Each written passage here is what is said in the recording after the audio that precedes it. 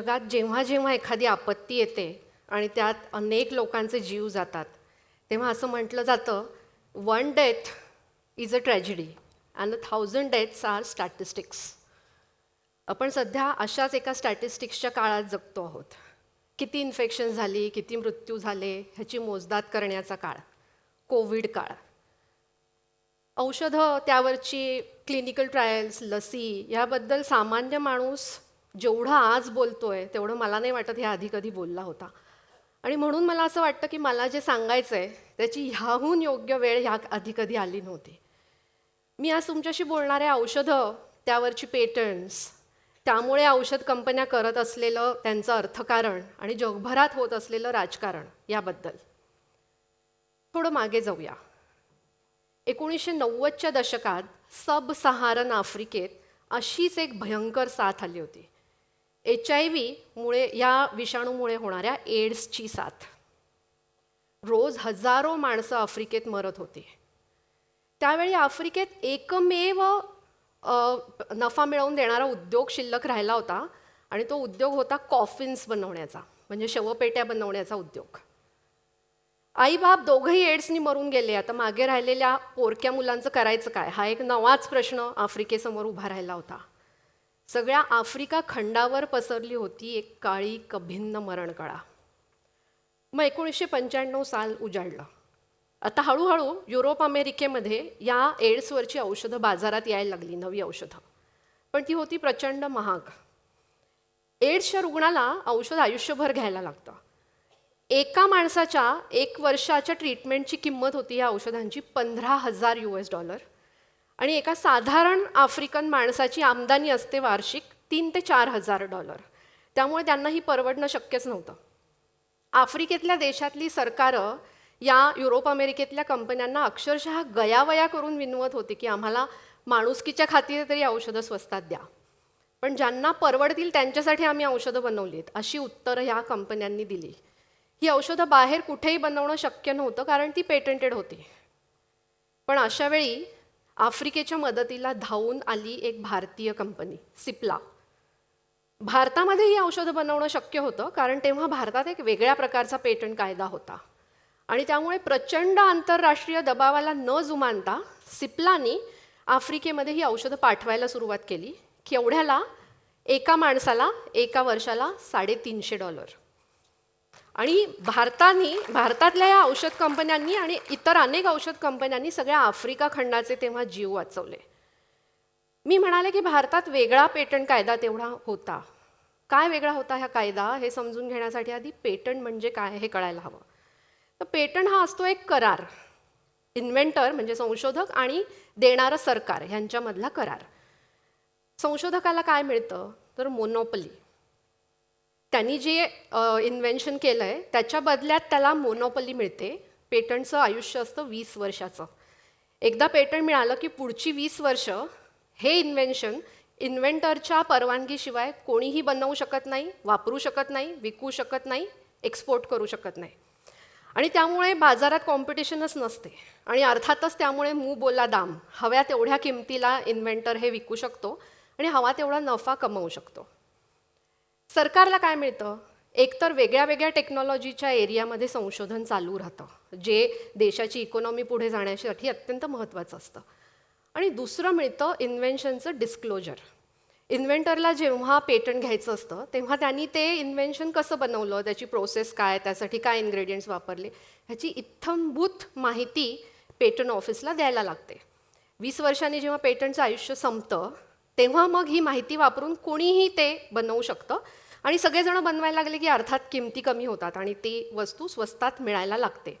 असा हा साधारण व्यवहार आहे. आणि पेटंटच्या आणखीन एक अतिशय महत्त्वाचं फीचर आहे ते म्हणजे पेटंट्स आर टेरिटोरियल.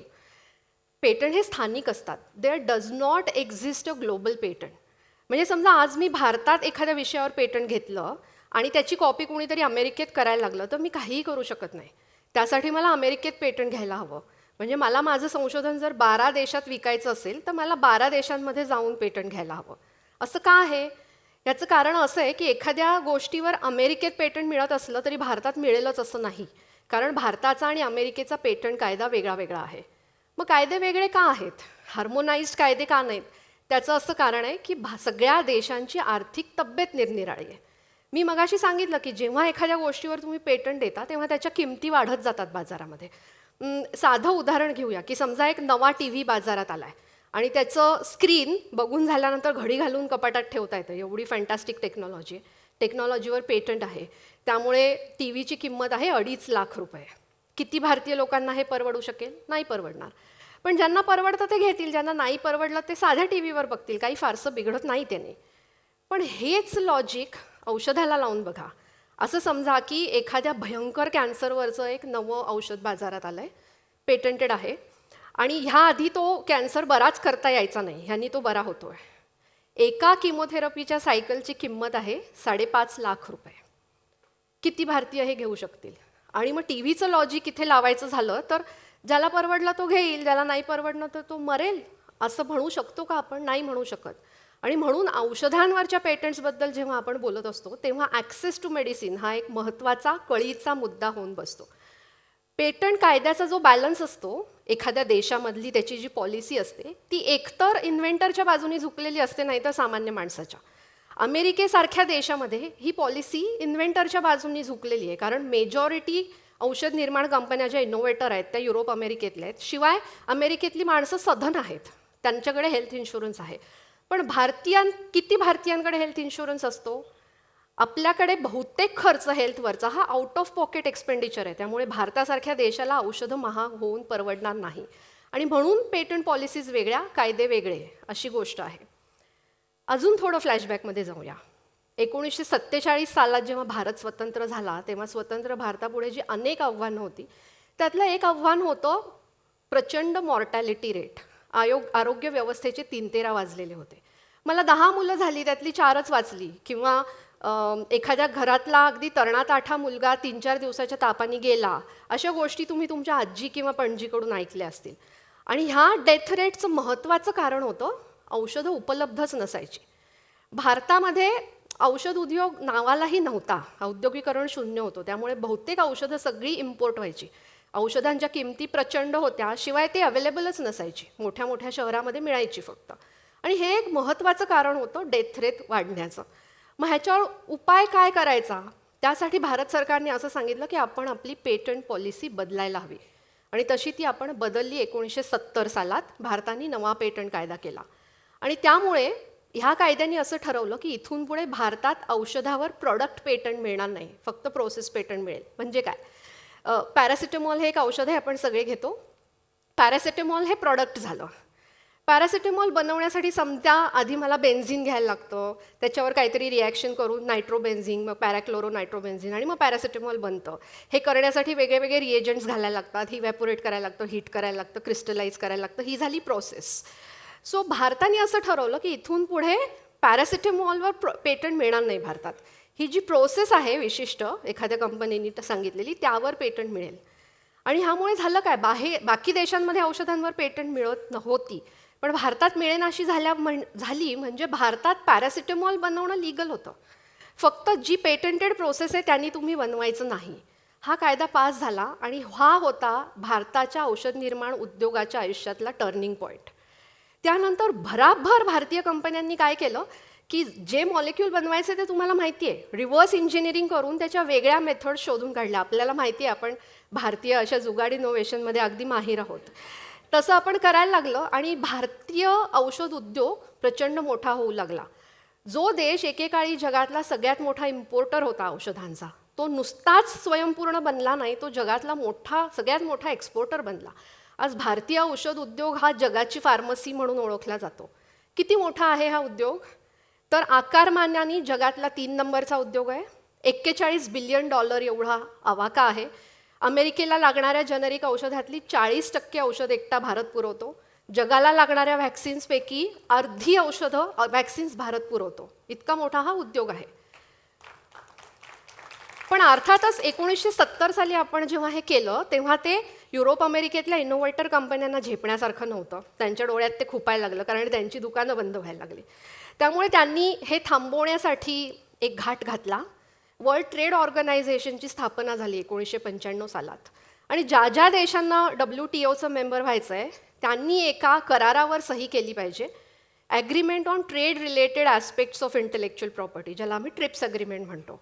भारत आणि ब्राझील या 2 देशांनी त्याला प्रचंड विरोध केला, पण शेवटी प्रचंड प्रेशर आलं आणि we had to give up.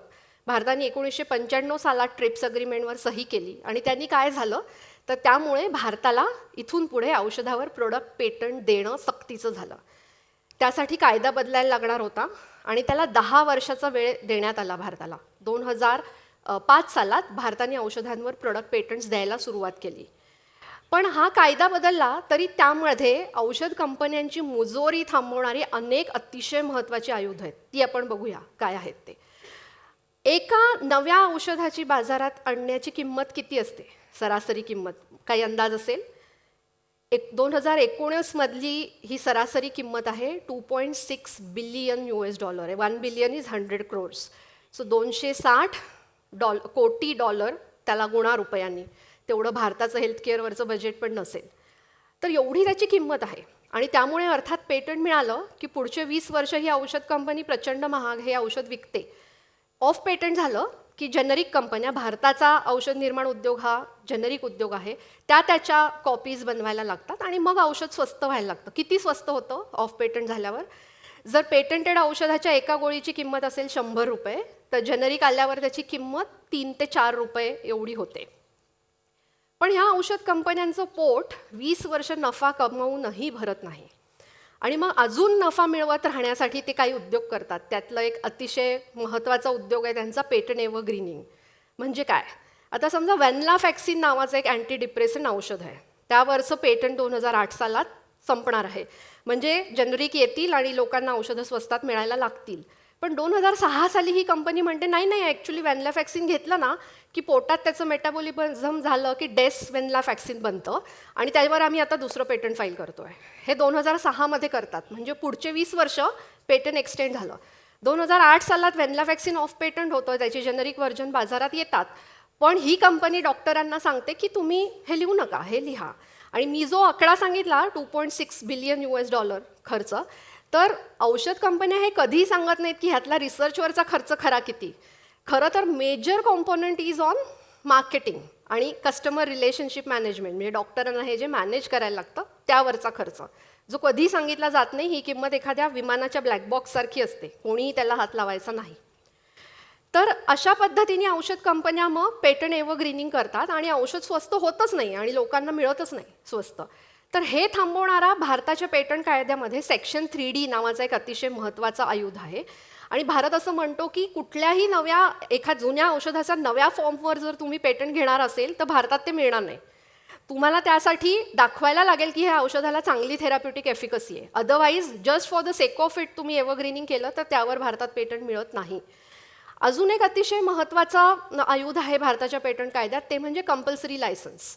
एखादी हेल्थकेअर इमर्जन्सी आली, जशी आत्ता आणीबाणीची परिस्थिती आहे, साथ आलेली आहे, आणि त्यावर लागणारं औषध जर पेटंटेड असेल, ते मोठ्या प्रमाणात लागतं आहे, तर भारताचं पेटंट ऑफिस त्या पेटंटवरती या औषधाच्या कंपल्सरी लायसन्स ग्रँट करतं. म्हणजे एखाद्या इंडियन जेनरिक कंपनीला सांगतं की इग्नोर करा पेटंट राईट्स, बनवा आणि विकायला लागा स्वस्तामध्ये.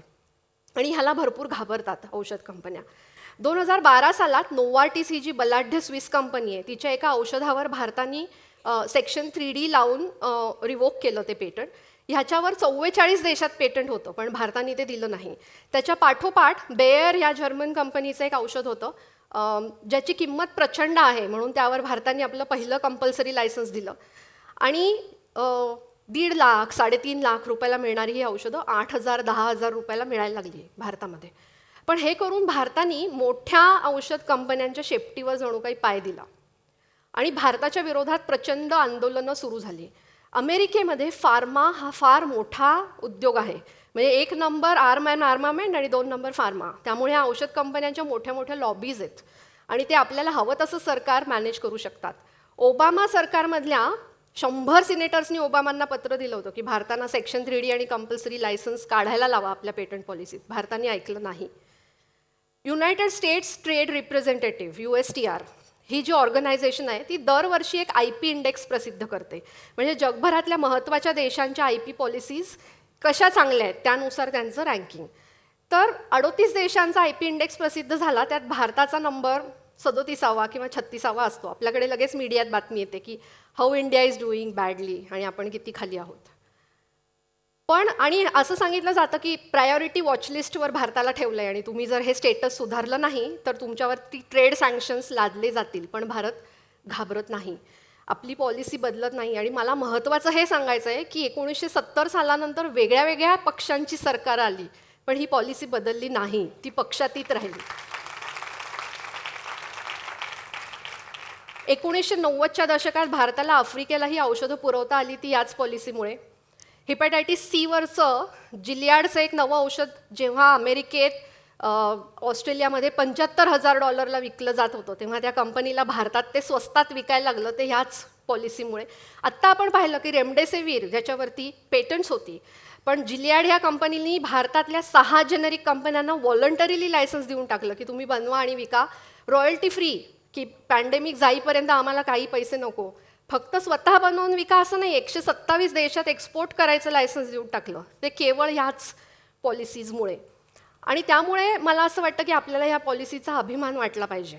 मी इटलीमधल्या तुरीनमध्ये जेव्हा LLM करत होते इंटेलेक्च्युअल प्रॉपर्टी लॉमध्ये, तेव्हा माझ्या वर्गात 39 देशातले 39 स्टुडंट्स होते आणि प्रोफेसर्स पण आम्हाला वेगवेगळ्या देशातून यायचे शिकवायला, एक मॉड्यूल शिकवायचे जायचे.